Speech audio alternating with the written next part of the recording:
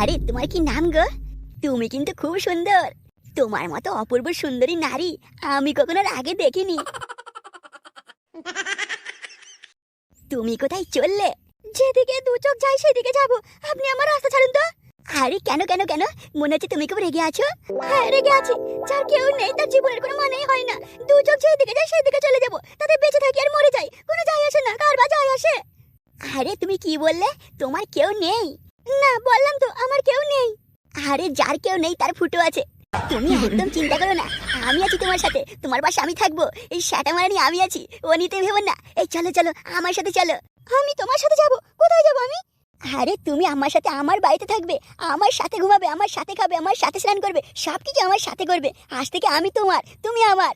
আজ থেকে তোমার শ্যাটার দায়িত্ব আমার, আর আমার শ্যাটার দায়িত্ব তোমার। এসব তুমি কি বলছো? তোমার সাথে আমি তোমার বাড়ি যাবো কেন? তোমার বউ ছেলে মা বাবা নেই? তারা কি মেনে নেবে আমাকে? চেনা নেই জানা নেই, রাস্তা থেকে লিখে তুমি বাড়িতে রাখবে, আমাকে থাকতে দেবে? আরে ধরবো দা, তুমি আমার সাথে চলো তো। সব দায়িত্ব আমার। দেখবে আমার বাড়িতে আমি ছাড়া আর কারো কথা বলার কোনো ক্ষমতা নেই। আমি যা বলবো সেটাই সবাই শুনবে। আচ্ছা আচ্ছা ঠিক আছে, চলো তাহলে যাবো। হ্যাঁ তুমি আমার সাথে যাবে, কিন্তু তার আগে একটা শর্ত আছে। বলো তুমি রাজি হবে? হ্যাঁ হ্যাঁ, তুমি যা বলবে আমি তাই শুনবো। বলো না, বলো কি শর্ত? তুমি আমার জীবন বাঁচাইলে আমি তোমার একটা কথা শুনবো না? আমি তোমার কাপড় তুলে তোমার কালো গুড়ের রস একটু খাবো, ব্যাস, আর কিচ্ছু না। আরে ভুদা, কি হলে কি দেবে না তাই তো? তোমার কালো গুড়ের রস যদি না খাও তাহলে কিন্তু আমি তোমার দায়িত্ব নিতে পারবো না।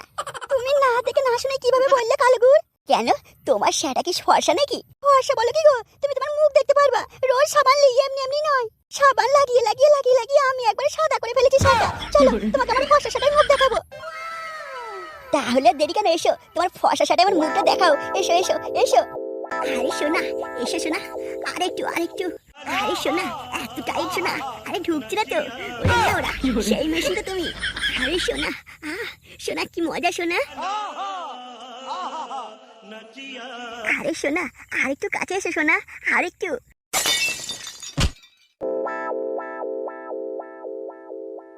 আরে আমার সুন্দরী বৌদি কোথায় গেল? বৌদি কোথায় গেল? বৌদি তুমি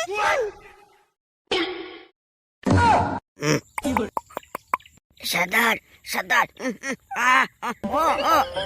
তোর তো সেটাই বলছি, ওর পা দুটো ধর, ওর পুঙাটা আচ্ছাই করে মারি। কি হলো, কথা শুনতে পাসনি? ওকে চেপে ধর, পুঙা মারবো। এতদূন এতদূন। আরে দাদু তুমি এসব কি বলছো? তোমরা সব এরকম একই রকম কেন? তুই পৃথিবীর বাইরে চলে এসেছিস। এটা চোদন, চোদন পট্টি। এটা এখানে যেই আসবে তারই পুঙা মারবো, আর আমাদের মতো মানুষ বানিয়ে দেবো। আমি পৃথিবীর বাইরে চলে এসেছি মানে?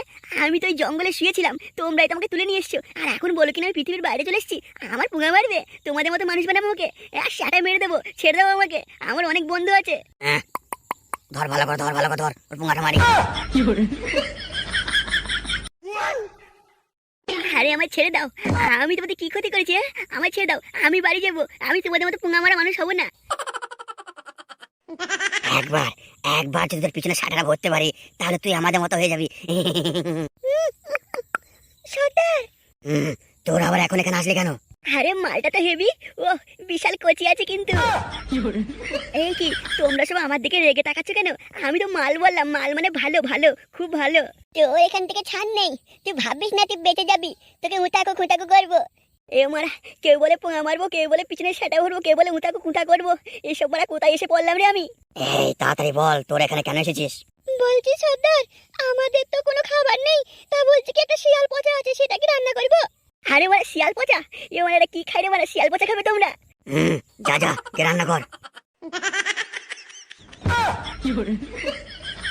লে অনেক হয়েছে, ওকে নিচে ফেল, ওর পোঙার ফুটোটা বড় কর। আরে মারা, মরে গেলাম রে। ওরে সেটা তোর পায়ে কি জোরে মারা, কি খাস রে তোরা? ওরে মারা, শিয়াল পচের এত জোর। এই বেশি নড়াচড়া করবি না, নাহলে পোঙায় লেগে যাবে। আমি এখন তোর পিছনে সেটা ভরবো। আরে না, আমাকে ছেড়ে দাও, ছেড়ে দাও আমাকে, আমাকে ছেড়ে দাও। আমার মারা, ওরে বাবা রে, কি বড় সেটা রে। আমার সব ফেটে ফুটে গেল। বাঁচাও, কেউ আছো? অফিসার, যে কাজটা বলেছি যেন হয়ে যায়, এর জন্য তুমি যত টাকা চাইবে পেয়ে যাবে। হ্যাঁ হ্যাঁ হ্যাঁ স্যার, হ্যাঁ হ্যাঁ সব মনে থাকবে স্যার। আচ্ছা আচ্ছা আচ্ছা, ও নিয়ে আপনাকে ভাবতে হবে না, আপনি শুধু আমায় দেখবেন, আমি আপনাকে দেখবো। আচ্ছা স্যার, আমি তাহলে এখন রাখি কেমন?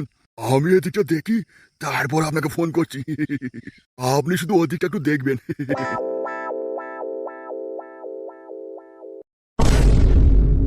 স্যার, রতন বাবুর ছেলে সবাই মিলে আমার শেষ করে দিল। কাউকে ছাড়বেন না স্যার, কাউকে ছাড়বেন না। এই থামো তো, লজ্জা করে না তোমার? হ্যাঁ স্যার, লজ্জা তো করে। মনে হয় তোমাকে আত্মহত্যা করি, এ জীবন রাখবো না। যেখানে মান সম্মানে বাঁচলো না, সেখানে কেন বাঁচবো? বেঁচে থেকে কোনো লাভ নেই। কিন্তু স্যার, অপরাধীদের মৃত্যুর ফাঁসি না দেখে আমি দেবো না, মরবো না। ফাঁসি? ফাঁসি তো তোমার হওয়া উচিত। কেন স্যার, আমি আবার কি করলাম? সবাই মিলে তো আমার ইজ্জত মান সম্মান নিয়ে খেলা করলো। এখন আমি আমার ফাঁসি হবে কেন? অনেক প্রমাণপত্র আছে তুমি রতনবাবুর ছেলেকে ধর্ষণ করেছো। স্যার, আপনি একই বলছেন? আমি করেছি মানে? এটাকে কেউ মানবে নাকি? কি ধরনের কথাবার্তা বলছেন? নাকি পয়সার জন্য সব বিক্রি হয়ে গেছেন? বাঁচতে যাও তো কেসটা তুলে নিও, না হলে কিন্তু তোমরাই ফাঁসবে। তুমি রতনবাবুর ছেলের মান সম্মান নিয়ে ছিনিমিনি খেলছো। স্যার, আমরা গরিব বলে কি সবকিছু সহ্য করতে হবে স্যার? আমরা কি বিচার পাবো না স্যার? বললাম তো কেসটা তুলে নিও, বাঁচতে চাও তা। আমি এখন যাচ্ছি, তোমরা কেসটা তুলতে চাইলে থানায় চলে এসো, আর বাঁচতে চাইলে কেসটা তুলেই নিও।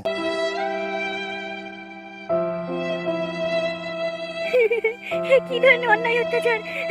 আমার সম্মান চলে গেল, আমার মান সম্মান সব শেষ হয়ে গেল, সেখানে আমারই ফাঁসি দেবে বলছে। এই তুই চুপ কর তো, তুই আর প্যান প্যানাস না। তোর জন্য আমার সব শেষ হয়ে গেল, মান সম্মান কিছু থাকলো না।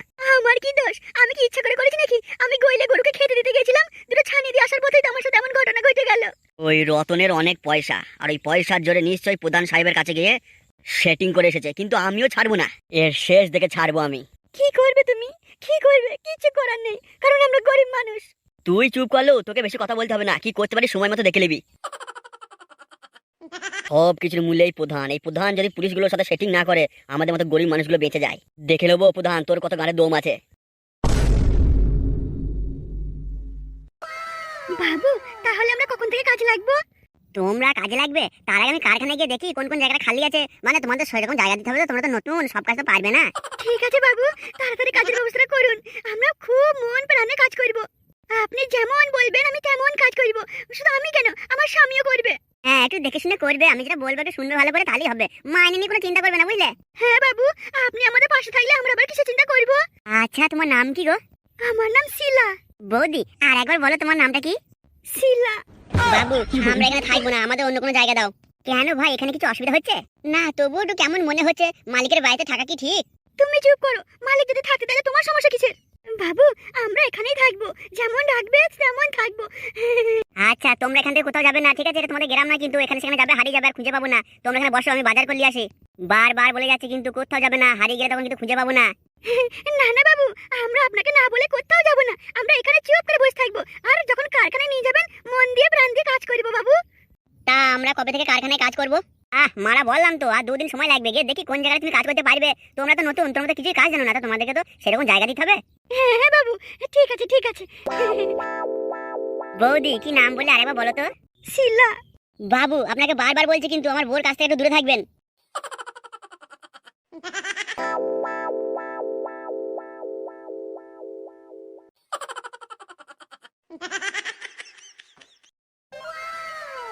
বাবু খুব ভালো মানুষ, তাই না গো? আমার মনে কেমন যেন খুব চিন্তা হচ্ছে। বেকার, তোমার না সব সময় শুধু চিন্তা চিন্তা চিন্তা। তোমাকে ভালোবাসি বলেই তো চিন্তা করি। তা আমরা কখন লাগাবো? একটু হবে না বলো? সেই 2-3 দিন ধরে রাস্তায় রাস্তায় আসছি, পড়াকড়ি তো হয়নি, একবার হবে না বলো? হ্যাঁ, রাতটা হোক, তারপর দেখা যাবে। আর এখন বাবুর বাড়িতে আছি, একটু দেখে শুনে করতে হবে। তোমাকে যখন লোবো না, কি মজাই না লাগবে।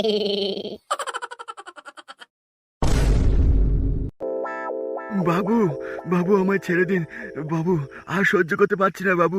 আমি কিচ্ছু জানি না, আমি কিচ্ছু জানি না যে প্যাংলা কোথায় আছে। তার সাথে আমার 1-1.5 মাস দেখাই হয়নি বাবু।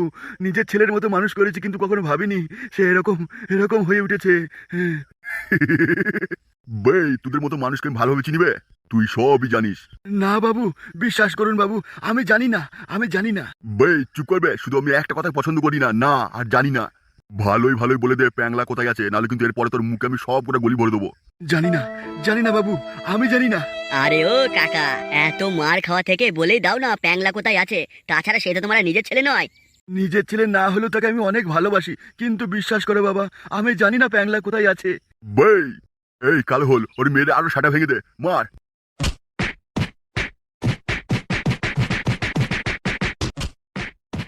ছেড়ে দাও বাবু, জানি না প্যাংলা কোথায় আমি জানি না।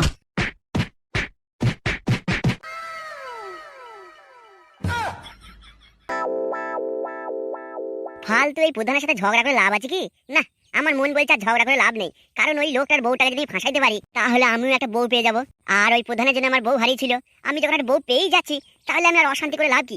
এই মালটাকে নিয়ে আমি কোথাও পালিয়ে যাবো, সেখানে সুখে শান্তিতে ভর করবো। কিন্তু বেশিক্ষণ চলবে না, ওরা ঠিক বুঝে যাবে যে আমার কোনো কারখানা দোকান কিছু নেই, কাজ দিতে পারবো না, তখন পালিয়ে যাবে। তার আগেই মালটাকে ভালো করে পটিয়ে নিয়ে পালাবো। যাই একটু তালের রস খেয়ে আসি, একটু তারি না খেলে আর মনে হচ্ছে মন দেমা কিছু খুলবে না। যাই আর দেরি করবো না। তারি খাওয়ার পরে সেটা যা দাঁড়ায় না, তখন শুধু মনে হয় ও ভাইবা হইলে হয়।